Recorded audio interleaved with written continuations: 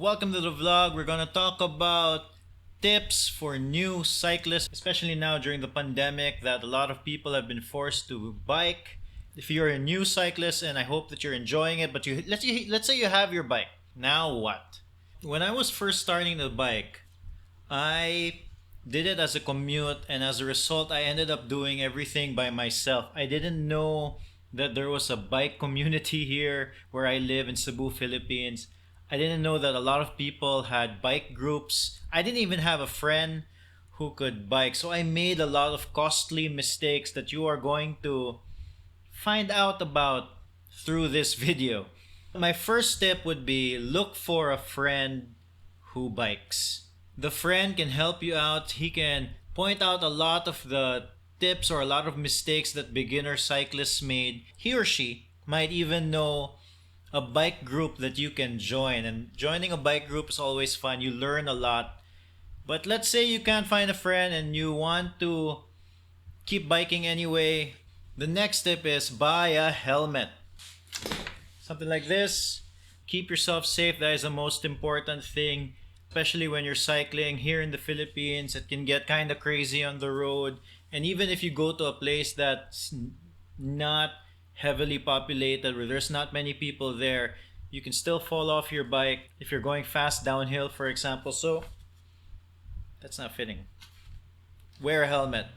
The next tip is buy basic tools just in case you get a flat. Even if you don't know how to fix a flat, you'll want basic tools, because let's say you go cycling to a place where there's a lot of people cycling. There will be people who won't mind stopping and helping you out.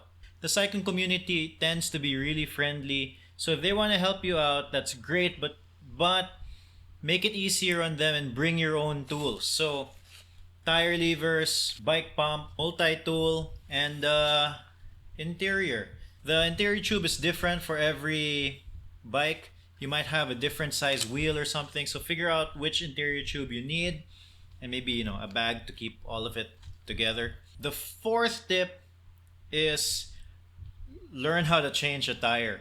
There have been many times when I got a flat and I was by myself and I just changed the tire.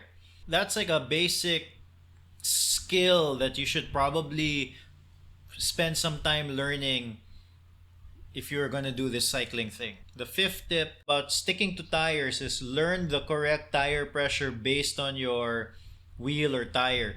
Some tires are really thin, some are really thick, from 25 mm to 2.1 inches, and they all have different tire pressures. If the tire pressure is too hard, it's gonna make your ride uncomfortable, but also if it's too soft, you're going to flat a lot easier. So figure out which tire pressure is correct based on your tire and wheel.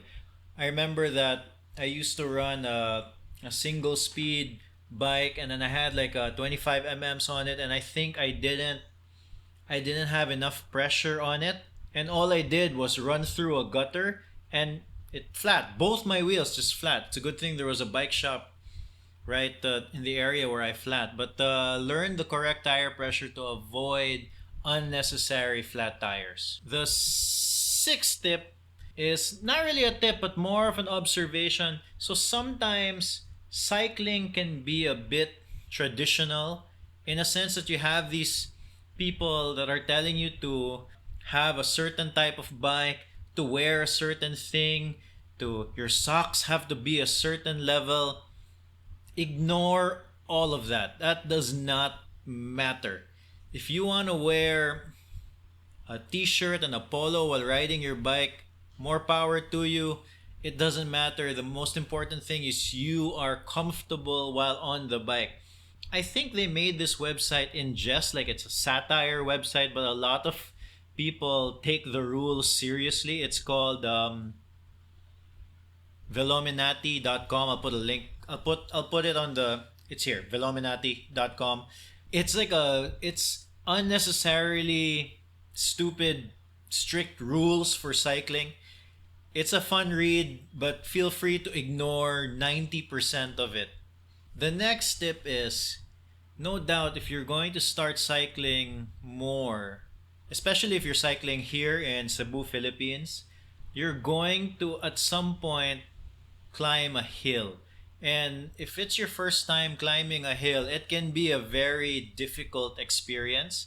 So the tip is, if you are climbing a hill, go at your pace, go slower than you think you should, pedal slower than you think you should, go to a higher gear so that your legs spin much easier, and take your time.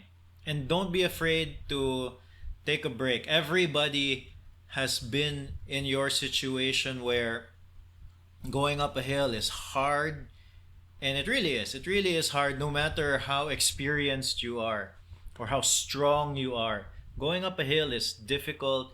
So if you need to take a break, and don't be too hard on yourself. The more hills you go up, the more used to it you become. Especially once you start going on longer rides, first thing you'll need to do is bring some money. You never know when you might even need a taxi, and the money is most importantly for, which brings me to the next step, food and water. You're gonna need to drink and eat a lot, especially once you start going on those longer rides. Let's say you do a ride that's more than 2 or 3 hours, you're going to need to eat and drink, because you're just gonna run out of energy, run out of hydration, and it is not going to feel good. You are going to struggle if you don't eat and drink. So eat and drink so that you can continue on those longer rides. 10. We're on 10. 10th tip is be friendly to other cyclists. You might notice cyclists, once they see each other on the road, they give a quick hi, or in my case, I find that sometimes when I'm struggling up a hill, I have a hard time waving, so I'll give them like an exaggerated nod, right?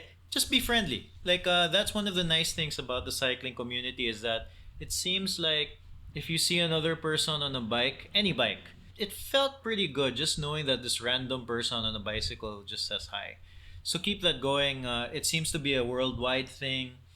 So say hi to other cyclists, wave, nod your head, just be friendly. The 11th tip that I have is, if you are new to cycling and you don't have that many friends who cycle, or you don't have a group that can show you what routes to take, I ended up finding a lot of routes on STRAVA. So STRAVA is like a social network for athletes. So you can run, swim, bike, kayak, whatever, it doesn't matter. But there's a huge cycling community in Strava, and pretty much anywhere you go all over the world. So if you want to look for routes, what I used to do was I used to go to the segment option on Strava, and in the segment area you could see like different roads or different routes that cyclists would do. So what I would do is that's one way to find out different routes, but also I would follow the cyclists who ended up showing up in the leaderboards. I'd follow them, and I would literally follow their route. And I discovered so many more roads this way.